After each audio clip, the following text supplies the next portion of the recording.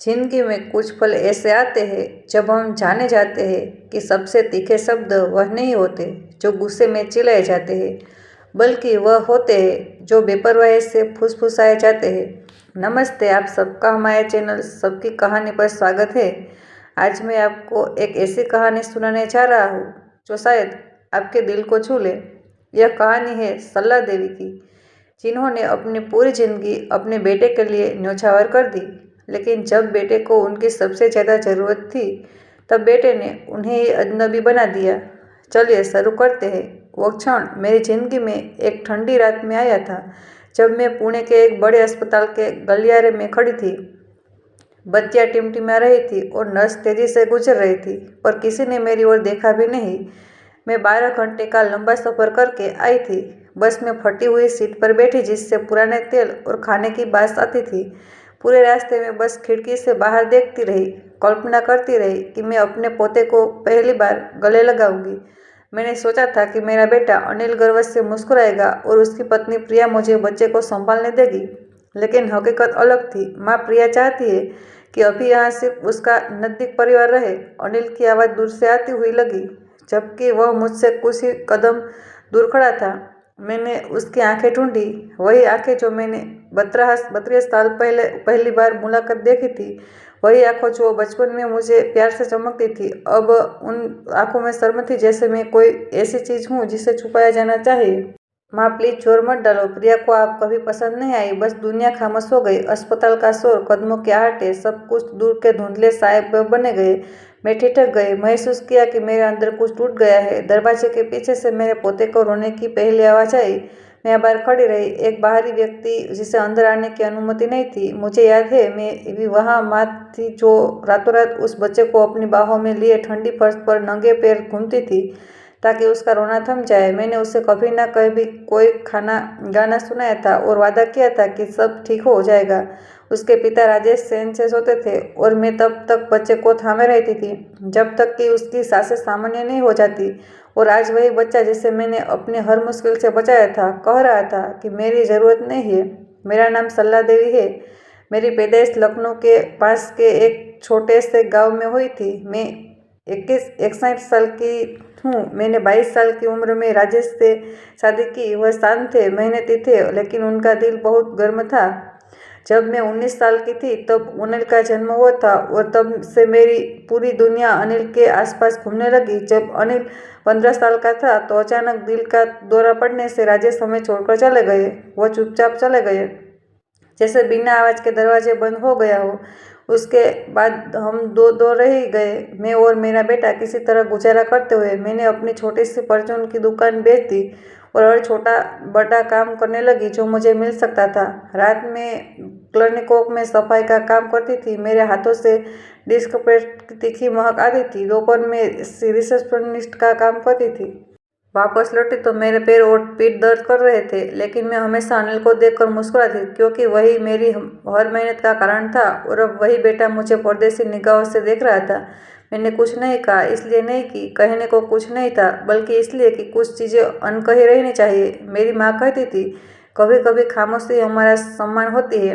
मैंने आंसू रोके और उन्हें गिरने नहीं दिया। मैं किसी को यह मौका नहीं देना चाहती थी कि कोई मुझे टूटते हुए देखे। मैंने अपना पुराना गहरा भूरा चमड़े का पर्स उठाया जो मेरी माँ ने मुझे मेरे 23वें जन्मदिन पर दिया था। यह पर्स तब भी मेरे साथ था जब अनिल पैदा हुआ था, जब उसने इंजीनियरिंग की पढ़ाई के लिए शहर छोड़ा था। और आज भी मेरी बेइज्जती का गवाह बनने के लिए मैं चुपचाप अस्पताल के गलियारे से बाहर निकली आई। मुझे नहीं पता था कि कहाँ जाऊँ। घर लौटने वाली ट्रेन अगले दिन थी। मैंने एक टैक्सी ली और पास के एक सस्ते होटल में चले गए। एक छोटा सा कमरा जिसकी दीवारें पतली थी और पलंग चौड़ाई पर होता था। मैं पलंग के किनारे बैठ गई और आखिरकार आंसू बहा दिए। मैं तब से इतनी नहीं रोई थी जब से राजेश जी गए थे। मैं उसे बच्चे के लिए रोई जिसमें मैं मिल नहीं पाई थी। उस बेटे के लिए रोई जिसने कभी कहा था, माँ मैं हमेशा आपके साथ रहूँगा। अगली सुबह मैंने वह नई ब्लू साड़ी पहनी जो मैं इस खुशी के मौके के लिए लाई थी। मैंने हल्का सा मेकअप भी किया, भले ही कोई मुझे देखने वाला नहीं था, क्योंकि मैं हारी हुई दिखना नहीं चाहती थी। मैंने पूरा दिन शहर में घूमते हुए बिताया। पार्क की बेंचों पर बैठी परिवारों को बच्चों के साथ घूमते देखा। शाम होते ही मैं रेलवे स्टेशन पहुंची। 12 घंटे का सफ़र फिर शुरू हुआ, लेकिन इस बार मैं खिड़की से बाहर देखकर कोई खुशी का सपना नहीं बुन रही थी। मुझे सिर्फ अपना ही चेहरा दिख रहा था। एक थकी हुई तन्हा 61 साल की औरत। जब मैं घर पहुंची तो सुबह हो चुकी थी। सब कुछ वैसा भी था जैसा मैं छोड़कर गई थी। पिछली रात का अखबार, प्याला और खामोशी। एक जमाने में यह खामोशी मुझे सुकून देती थी। अब यह तन्हाई थी। मैंने अपना पर्स टांगा, चाय बनाई और रसोई की मेज पर बैठ गई। वही मेज जहाँ कभी अनिल मेरे लिए इंतजार करता था। हमारी शादी के शुरुआती साल बहुत खूबसूरत थे, हालांकि आसान नहीं थे। अनिल का जन्म एक तूफानी जुलाई की सुबह हुआ था। राजेश ने मुझे अस्पताल पहुंचाया और जब मेरे शरीर को लगा जैसे कट रहा हो, तब मैंने पहली चीख सुनी, बेटा हुआ है। जब नर्स ने उसे मेरे सीने पर रखा, उसका छोटा सा सिकुड़ा हुआ शरीर, उसकी सांसें, तब मैंने जाना कि मेरी जिंदगी बदल गई है। हमने उसका नाम अनिल रखा, अपने दादाजी के नाम पर, जो एक दयालु किसान थे। अनिल एक अच्छा बच्चा था। जब वह 2 साल का हुआ तो उसे रसोई में मेरी मदद करना पसंद था। वह एक छोटी सी कुर्सी पर खड़ा होकर मेरे साथ बेसन के लड्डू और शक्करपारे बनाने की कोशिश करता था। आटा हर जगह उड़ता था, पर हम दोनों हंसते थे। जब अनिल स्कूल जाने लगा तो मैं हमेशा हर अभिभावक शिक्षक बैठक में मौजूद रहती थी। स्कूल के त्योहार के लिए मैं घर के बने पकवान और मिठाइयाँ ले जाती थी। वह एक होशियार बच्चा था, पर जब 15 साल की उम्र में राजेश अचानक चल बसे तो हमारी दुनिया बिखर गई। मैंने दुकान बेच दी, कर्ज चुकाया और बचा हुआ पैसा अनिल की पढ़ाई के लिए रख दिया। मैंने कसम खाई कि चाहे मुझे कितनी भी मेहनत करनी पड़े, मेरे बेटे को वह शिक्षा मिलेगी जिसका वह हकदार है।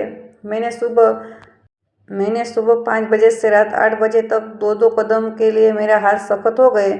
मेरी पीठ दुखती रही थी, पर अनिल हमेशा मुस्कुराता हुआ मेरा इंतजार करता था। उन शांत शामों में जब हम रसोई की मेज पर साथ खाना खाते थे, मुझे लगता था कि सब ठीक हो जाएगा। हम दोनों एक दूसरे के लिए काफ़ी थे। अनिल ने शानदार नंबरों से हाई स्कूल पास किया और उसे पुणे की एक प्रतिष्ठित इंजीनियरिंग यूनिवर्सिटी में दाखिल मिला।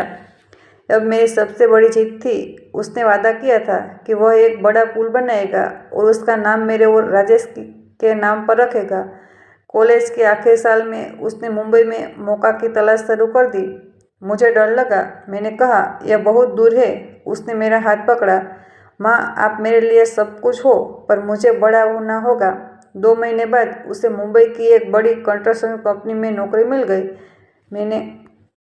मैंने अपनी पूरी जमा पूंजी खाली कर दी, किराया दिया, फर्नीचर खरीदा, नए कपड़े लिए। जिस दिन वह निकला, वह मेरी जिंदगी के सबसे मुश्किल दिनों में से एक था।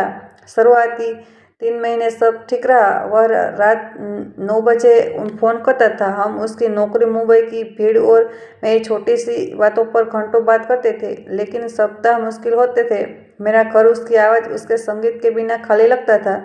मेरी सहेली रानी यानी रोजा के बजाय अक्सर आती थी। सल्ला, तुम घर में अनिल के फ़ोन का इंतजार करके अपनी ज़िंदगी बर्बाद नहीं कर सकती। शायद वह सही कर रही थी। फिर धीरे धीरे अनिल ने फ़ोन कम होते गए। पहले 1 दिन छोड़कर, फिर कुछ दिन छोड़कर, फिर हफ्ते में सिर्फ 1 बार। जब हम बात करते तो उसकी आवाज़ थकी हुई लगती। माँ, मैं ठीक हूँ, बस काम बहुत है। उसकी आवाज़ कह रही थी कि मैं उसे परेशान कर रही हूँ। एक बार तो 18 दिन तक उसका फ़ोन नहीं आया। 18 दिन में हर सुबह उठकर प्रार्थना करती थी कि बस एक बार घंटी बज जाए। जब आखिरकार उसने फ़ोन किया तो खबर दी कि उसे किसी से प्यार हो गया। माँ, मैं किसी से मिला हूँ। उसका नाम प्रिया है। वो आर्किटेक्ट है, मेरे साथ काम करती है। प्रिया उससे 4 साल बड़ी थी। वह मुंबई के एक अमीर और प्रतिष्ठित परिवार से आती थी। उसके पिता भी आर्किटेक्ट थे। मेरा मन भारी हो गया, पर मैंने खुशी जाहिर की। मैं बस यही चाहती थी कि मेरा बेटा खुश रहे। मैं उससे मिलना चाहूँगी, कभी भी। हाँ माँ, बिल्कुल, पर अभी थोड़ा जल्दी है। जल्दी ही मेरी चिंता सब सच साबित होने लगी। अनिल के कॉल सिर्फ प्रिया के बारे में बात करने के लिए होते थे। प्रिया और मैं यहाँ एक प्रिया ने मुझे यह दिखाया। प्रिया ने मुझे यह कहा। मेरे 60वें जन्मदिन पर वह घर नहीं आया। उसने मुझे सिर्फ पीले गुलाबों का एक गुलदस्ता भेजा, साथ में एक कार्ड, जन्मदिन मुबारक माँ। काम की व्यस्तता के कारण नहीं आ सका। मैंने उन फूलों को घंटों देखा। वे महंगे थे और उनमें कोई स्नेह नहीं था, सिर्फ यह याद दिलाना था कि मेरा बेटा मुझसे दूर जा रहा है। रानी ने मेरे लिए एक छोटा सा भंडारा रखा और कुछ पड़ोसी भी आई। सबने पूछा, अनिल क्यों नहीं आया? मैंने मुस्कुराकर झूठ बोला, काम बहुत है। मैं उन्हें मुरझाते हुए फूलों को फेंक नहीं पाई, उन्हें बस गुलदस्ते में सूखने दिया। सबूत की जो बच्चा कभी कहता था मैं तुम्हारे बिना कुछ नहीं कर सकता, वह अब आज जा चुका था। मैंने खुद को दोषी ठहराया। मैंने सोचा कि मैं बहुत चिपकने वाली माँ हूँ जो बेटे को जगह नहीं दे रही हूँ। मैंने उसे स्पेस देने का फैसला किया और कॉल करना पूरी तरह बंद कर दिया। 1 महीना बीत गया। रोज सुबह मैं अपना फ़ोन देखती, पर खामोश। 5वें हफ्ते घंटी बजी। यह अनिल था। तो माँ, तुम्हें पता है प्रिया और मैं शादी कर रहे हैं। दुनिया रुक गई। खुशी थी, डर भी। डर यही कि बदलाव बहुत तेजी से हो रहा है और मेरे लिए इस नई जिंदगी में जगह होगी या नहीं। शादी 3 महीने बाद थी, मुंबई में, सिर्फ करीबी लोगों के साथ। उसने कहा कि वह मुझे सारी जानकारी ईमेल से भेजेगा। ईमेल जैसे मैं कोई दूर की पहचान हूँ। माँ प्लीज़ शुरू मत करो। जब मैंने थोड़ा सवाल किया तो उसका कहा, माँ अभी मेरी प्राथमिकता प्रिया है। यह सुनकर मेरा दिल टूट गया। निमंत्रण पत्र ईमेल से आया। यह सुंदर था, सोने और बेज रंग में, पर उसमें सिर्फ लिखा था, अनिल शर्मा और प्रिया थॉमस आपको अपने विवाह समारोह में आमंत्रित करते हैं। प्रिय माँ, यह ऐसी का बात नहीं। मैंने प्रिंट निकालकर उसे फ्रिज पर चिपका दिया। मैंने हिम्मत जुटाकर पूछा कि क्या मैं प्रिया से शादी से पहले मिल सकती हूँ? मुश्किल है, बहुत व्यवस्था है। प्रिया की माँ मदद कर रही है, पर मैं नहीं। यह बात चुप नहीं गई। हम शादी के बाद मिले लेंगे माँ, जब सब शांत हो जाएगा। मैंने महसूस किया कि मैं अपने ही बेटे की जिंदगी के किनारे पर धकेले जा रही हूँ। शादी से 2 हफ्ते पहले मैंने एक नई नेवी ब्लू साड़ी खरीदी। मैंने अपने बाल कटवाए। शादी के 1 दिन पहले मैंने 12 घंटे का लंबा सफर किया। इस बार कोई उम्मीद नहीं थी, सिर्फ डर था। होटल का कमरा सादा था। मैंने कुछ मिनट रोने के लिए खुद को अनुमति दी, फिर तैयार हो गई। मैं शादी में जल्दी पहुंची। बगीचा खूबसूरत था, चारों ओर सफ़ेद फूल थे। मैंने दूर से प्रिया को देखा। वह खूबसूरत महिलाओं के समूह के बीच खड़ी थी। मैंने हिम्मत करके उससे बात की, आप जरूर अनिल की माँ सल्ला होगी। उसने एक सदी हुई औपचारिक मुस्कान के साथ कहा। मैंने उससे गले लगाने की कोशिश की, पर उसने सिर्फ हाथ मिलाया, जो एक ठंडी औपचारिकता थी। माफ़ करना, मुझे मेहमानों को देखना है, वह यह कहकर चली गई, बिना यह पूछे कि मैं थकी हुई या नहीं। बिना मेरे किसी के परिचय कराए मैंने अनिल को ढूंढा। उसने मुझे जल्दी से गले लगाया। आ गई माँ, अच्छा हुआ। मुझे तीसरी पंक्ति में बिठाया गया, प्रिया के दूर के रिश्तेदारों के साथ। पहली और दूसरी पंक्ति में प्रिया के माता पिता और मामा जी बैठे थे। मेरा दिल जल रहा था, पर मैं खुद को दिलासा देती रही, ठीक है, जब तक अनिल खुश थे। शादी खत्म हुई। अनिल और प्रिया हनीमून से लौटे, जिसकी तस्वीर में मैंने प्रिया के सोशल मीडिया पर देखी। मैंने हर पोस्ट पर लाइक और बधाई लिखा। प्रिया ने कभी जवाब नहीं दिया। अनिल का फ़ोन सिर्फ 5 मिनट चला। वह घर की साज सज्जा की बात कर रहा था। मैंने पूछा, माँ आप कब घूमने आ रहे? उसने कहा, जल्दी ही माँ। यह वादा बस मुझे चुप कराने के लिए होता था। मैंने अपने लंबे दिन भरने की कोशिश की। रानी और मैंने पास के सामुदायिक केंद्र में बुनाई की क्लास की। मैंने स्टॉल, टोपी और फिर बच्चों के कंबल बुनाना शुरू किया। 6 महीने बाद अनिल ने वह खबर दी जिसने मेरी सांसें रोक दी, माँ प्रिया गर्भवती है। मुझे लगा कि अब वह बच्चा हम दोनों के बीच की दूरी को मिटा देगा। वह 3 महीने से गर्भवती थी और मुझे अब तक बता रहा था। मैंने खुशी के आंसू रोए। मैंने तुरंत बुनाई शुरू कर दी। मैंने पीले रंग का कंबल बुना ताकि लड़का या लड़की दोनों कुचल जाए।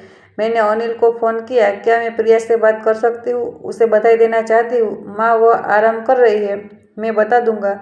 प्रिया ने कभी कॉल नहीं किया। मैंने प्रिया को फेसबुक पर बधाई संदेश भेजे, पर उसने मेरे अवाला शब्द के कमेंट्स का जवाब दिया। मैंने उन्हें एक पार्सल भेजा। मैंने बुना हुआ कंबल, एक टेडी बियर और एक मेरे पोते के लिए एक हाथ से लिखा कार्ड। 2 हफ्ते बाद अनिल का टेक्स्ट आया, माँ पार्सल मिल गया, कंबल सुंदर है, बस इतना ही। मैंने पूछा कि क्या प्रिया को यह पसंद आया? उसने कहा, हाँ माँ, पर वह ज़्यादा एक्सप्रेसिव नहीं है। मैंने पूछा कि क्यों मैं बच्चे के जन्म के बाद आ सकती हूँ? उसने कहा, हाँ माँ, हम तय करेंगे, जिसका मतलब था भरोसा मत करना। जैसे जैसे समय बीतता गया, मुझे पता चला कि प्रिया की माँ हर चीज़ में शामिल थी, प्रसव पूर्व कक्षाओं में, नर्सरी सजाने में। लेकिन मैंने आखिरी बार हिम्मत करके अनिल को फ़ोन किया, बेटा मैं आर्यन के जन्म के समय रहना चाहती हूँ। माँ हमने इस पर बात की है, प्रिया तनाव में है, उसे शांति चाहिए। क्या तुम कह रहे हो कि मेरी मौजूदगी उसे तनाव देगी? नहीं माँ, बस वह नहीं चाहती कि ज़्यादा लोग वहाँ हो। ज़्यादा लोग? अनिल, मैं तुम्हारी माँ हूँ, बच्चे की दादी हूँ। मुझे अपनी पत्नी का साथ देना होगा। माँ, अभी वह सबसे ज़्यादा ज़रूरी है। उसके ये शब्द सीधे मेरे दिल को चीर गए। उसने मुझे अपने जीवन के सबसे महत्वपूर्ण क्षण में बाहर कर दिया था। आर्यन के जन्म का दिन मेरी जिंदगी का सबसे अजीब दिन था। खुशी और दर्द एक साथ उलझे हुए थे। मुझे कोई फ़ोन, कोई संदेश नहीं आया। मुझे फेसबुक से पता चला। मैं अपने क्लिनिक की सफाई कर रही थी जब प्रिया की पोस्ट की नोटिफिकेशन आई। तस्वीर में एक नवजात बच्चा लिपटा हुआ था। कैप्शन था, हमारे जीवन का प्यार आ गया। आर्यन, तुम्हारा स्वागत है। माँ और बच्चा स्वस्थ है। मैं वही जमीन पर बैठ गई और रोने लगी। मेरी सहकर्मी रानी ने मुझे उठाया। सल्ला, घर जाओ, मैं तुम्हारी शिफ्ट पूरी कर दूंगी। मैं घर पहुंची। घंटों फोन को दूर घूरते देखती रही। अपने पोते की तस्वीर को जूम करके देखती रही। उसका चेहरा, उसके छोटे से हाथ। तस्वीर के नीचे प्रिया की माँ का कमेंट था, मेरे प्यारे पोते को, दादी माँ को ढेर सारा प्यार। पहले दिन से तुम्हारे साथ रहने के लिए शुक्रिया। तो वो वहाँ भी। मैंने 3 घंटे इंतज़ार किया। अनिल का फ़ोन नहीं आया। रात 8 बजे मैंने खुद उससे फ़ोन किया। बधाई हो बेटा, मैंने तस्वीर देखी। शुक्रिया माँ। अनिल, तुमने मुझे फ़ोन क्यों नहीं किया? माफ़ करना माँ, सब कुछ इतनी तेज़ी से हुआ। प्रिया ने ही फेसबुक पर पोस्ट किया था। प्रिया के पास पोस्ट करने का समय था, पर तुम्हारे पास अपनी माँ को 2 शब्द कहने का समय नहीं था। माँ, प्लीज़ इस बात को बड़ा मत बनाओ। अनिल, मैं तुम्हारी माँ हूँ, मैं कोई अजनबी नहीं हूँ। मुझे सबसे पहले जानने का हक था। उसकी माफ़ी खोखली लगी जब मैंने उससे पूछा कि क्या मैं उसे देखने आ सकती हूँ, तो उसने वही बात दोहराई, प्रिया आराम कर रही है, अभी जाने का समय नहीं है। अगले 3 हफ्तों तक मैंने आर्यन की जिंदगी फेसबुक पर देखी। प्रिया हर दिन तस्वीर पोस्ट करती थी और हर तस्वीर में प्रिया की माँ मौजूद थी, गर्व से मुस्कुराती हुई। तीसरे हफ्ते रानी की बात याद आई। सल्ला, वो तुम्हें पहले ही बाहर कर चुके थे, अब वे और क्या ले सकते हैं। मैंने फिर अनिल को टेक्स्ट किया, बेटा 3 हफ्ते हो गए, प्लीज़ मुझे आर्यन से मिलने दो। मैं वादा करती हूँ कि मैं परेशान नहीं करूँगी। 2 दिन बाद जवाब आया, आप इस वीकेंड आ सकती है, पर सिर्फ 1 दिन के लिए। प्रिया अभी भी ठीक हो रही है, सिर्फ 1 दिन, पर यह कुछ न होने से बेहतर था। मैंने फिर 12 घंटे का सफ़र तय किया। मैं मुंबई पहुंची, एक पब्लिक बाथरूम में कपड़े बदले और थोड़ा मेकअप किया। मैं साफ सुथरी दिखना चाहती थी ताकि प्रिया को लगे कि मैं भी सम्मान के काबिल हूँ। अनिल ने मुझे अस्पताल बुलाया, जहाँ प्रिया आर्यन को बाल रोग विशेषज्ञ को दिखाने आई थी। वेटिंग रूम में मैंने प्रिया को आर्यन को गोद में लिए देखा। अनिल पास में बैठा अपने फ़ोन में व्यस्त था। मेरा दिल जोरों से धड़क रहा था। मैं धीरे धीरे उनके पास गई। अनिल, मैंने कहा। उसने सिर उठाया।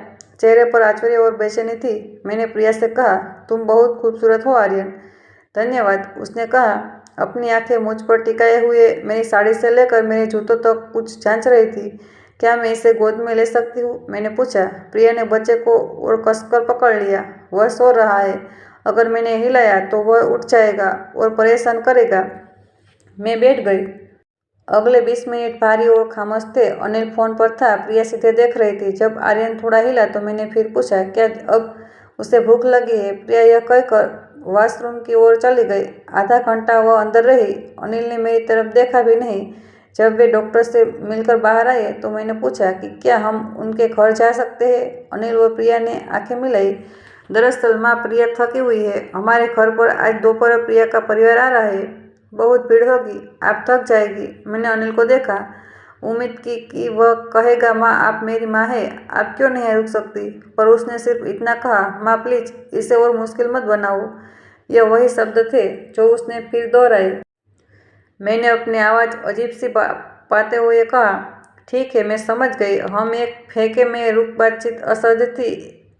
1 घंटे बाद अनिल ने घड़ी देखी। माँ, देर हो रही है, हम आपको स्टेशन छोड़ देते हैं। 12 घंटे का सफ़र करके आई थी, सिर्फ 2 घंटे के लिए मिली थी और अब मुझे वापस भेजा जा रहा था।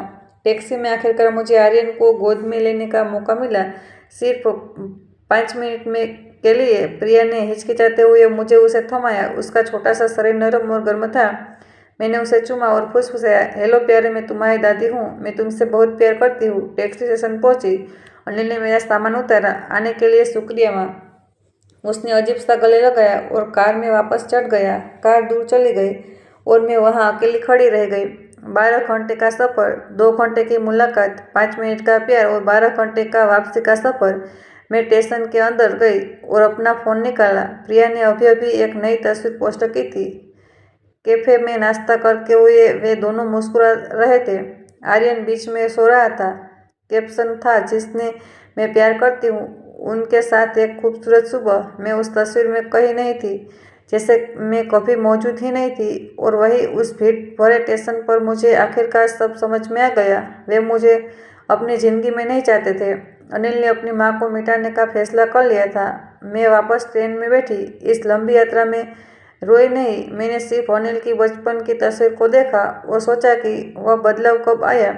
जब मेरे बेटे ने मुझे बोझ मान लिया, मैं सुबह घर पहुंची, चाय बनाई और रसोई की मेज पर बैठ गई। तभी फ़ोन बजा। मुंबई का एक अजीब नंबर था। मेरा दिल तेज हो गया। हेलो, क्या यह श्रीमती सलादेही बोल रही है? यह एक पेशेवर बेपरवाह आवाज़ थी। मैं सेठ मेरी हॉस्पिटल के फाइनेंस डिपार्टमेंट से बोल रही हूँ। आपकी बहू श्रीमती प्रिया शर्मा के डिलीवरी बिल का कुछ भुगतान काफ़ी बाकी है।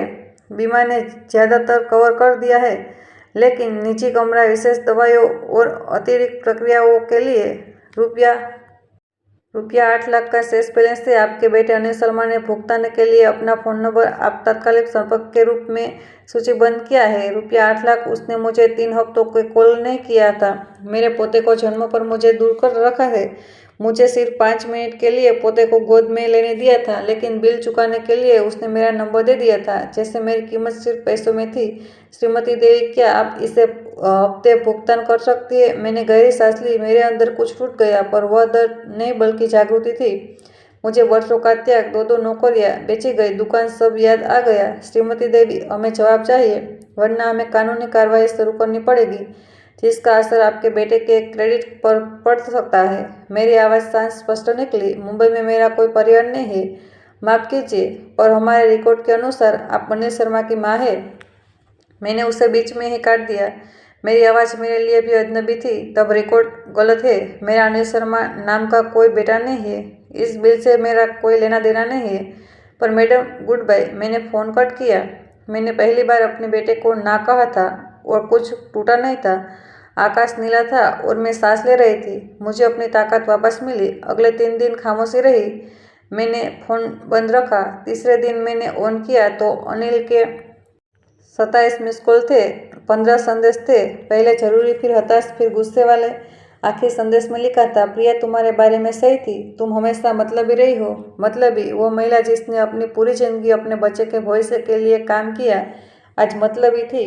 एक हफ्ते बाद एक ईमेल आया, हमें बात करनी होगी। अनिल ने लिखा कि हॉस्पिटल ने उन्हें शर्मिंदा किया।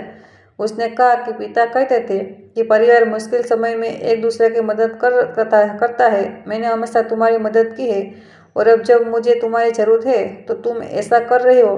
मैंने सोचा कि शायद वह सही कर रहा है, पर फिर मुझे वह लाइन याद आई, मैंने हमेशा तुम्हारी मदद की है। उसने मेरी मदद कब की थी? जब उसके पिता गुजरे तो मैंने ही हमारी ज़िंदगी को दोबारा बनाया था। पिछले 2 सालों में जब मैं अकेली थी, जब मैं मुझे आर्यन के जन्म से बाहर कर रहे थे, जब प्रिया ने मेरे साथ परदेसी जैसा व्यवहार किया, तब वह कहाँ था? और सिर्फ पैसों की ज़रूरत थी और मैं अचानक से परिवार बन गई थी। मैंने जवाब देना शुरू किया। मैंने हर दर्द को उकेरना चाहा, पर आखिरकार मैंने सिर्फ इतना लिखा, अनिल, तुम एक बात में सही हो।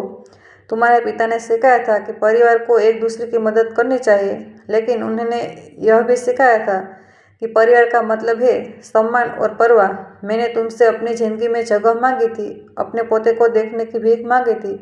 तुमने मुझे दखल अंदाजी करने वाली कहा। तुमने मुझे बोझ कहा और कहा कि तुम्हें घर में शांति चाहिए। मैं 12 घंटे का सफ़र करके आई। तुमने मुझे सिर्फ 2 घंटे दिए और 5 मिनट के लिए आर्यन को गोद में लेने दिया और मुझे एक असुविधा की तरह वापस भेज दिया। तुमने मुझे केवल पैसा के लिए शामिल किया। मैं वह बिल नहीं चुकाऊंगी, इसलिए नहीं क्योंकि मैं तुमसे या आर्यन से प्यार नहीं करती, बल्कि इसलिए क्योंकि मैं तुम्हें यह अनुमति नहीं दे सकती कि तुम मेरी कीमत सिर्फ पैसों में आंको। मैं तुम्हारी माँ हूँ और मुझे सम्मान चाहिए। अगर कभी तुम मुझसे सच्चा रिश्ता चाहते हो, जहाँ मेरी भी कीमत हो, तो मैं यहाँ रहूँगी। तब तक के लिए मैं तुम्हें शुभकामनाएं देती हूँ। 2 घंटे बाद जवाब आया, मुझे यकीन नहीं होता कि तुम कितनी मतलबी हो। प्रिया तुम्हारे बारे में शुरू से ही सही थी। अलविदा, बस इतना ही। अगले कुछ महीने अनिल का कोई फ़ोन या मैसेज नहीं आया। मैंने भी पहल नहीं की। कुछ रातें मुश्किल थी पर रानी ने मुझे संभाला। सलाह तुमने गलत नहीं किया, तुमने बस अपनी सीमा तय की है। मैंने धीरे धीरे खामोशी के साथ जीना सीख लिया। मैंने फेसबुक देखना बंद कर दिया, आर्यन की तस्वीरें देखना बंद कर दिया। मैंने बुनाई क्लास फिर शुरू करी, सुबह टहलने लगी और पुरानी किताबें पढ़ी। धीरे धीरे मुझे शांति मिलने लगी। 6 महीने बाद रानी ने मुझसे पूछा, क्या तुम्हें पछतावा है? मैंने बहुत देर तक सोचा, फिर कहा, नहीं। क्यों नहीं? क्योंकि मैंने अपनी ज़िंदगी में पहली बार खुद को चुना है और यह उस रिश्ते से ज़्यादा कीमती है जिसके लिए मुझे भीख मांगनी पड़े। लेकिन आप जब जानते हैं, ज़िंदगी हमें हमेशा हैरान करती है। ठीक जब मैं हल्की और शांत महसूस करने लगी थी, तब फ़ोन बजा। एक बार फिर मुंबई का नंबर था। हेलो, क्या यह श्रीमती सल्लादेवी बोल रही है? मैं सेन मेरी हॉस्पिटल से सामाजिक कार्यकर्ता बोल रही हूँ। आपकी बहू प्रिया थॉमस को 2 दिन पहले आपातकाल में भर्ती कराया गया है। उन्हें गंभीर मानसिक तनाव और पोस्टपार्टम डिप्रेशन हुआ है। वह स्थिर है, लेकिन हमें बच्चे की अस्थायी देखभाल के लिए परिवार के किसी सदस्य की जरूरत है। आर्यन 1.5 साल का आपका बेटा उनके साथ यहाँ है, लेकिन वह पत्नी और बच्चों दोनों की देखभाल नहीं कर पा रहा है। प्रिया के माता पिता के साथ भी तनाव चल रहा था। सब कुछ टूट चुका है।